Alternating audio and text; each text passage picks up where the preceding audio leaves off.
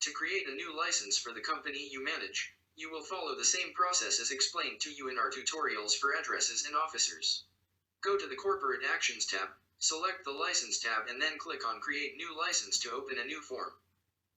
You will have access to the new form for which you will need to insert the information required. Regarding the field type of license, this is a list of different licenses already available by default in the software. The list of licenses are created and updated in the Service Providers section. Please refer to the Service Providers tutorial to learn how to create a service provider and new licenses. To continue with our tutorial, look for the correct type of license from the list.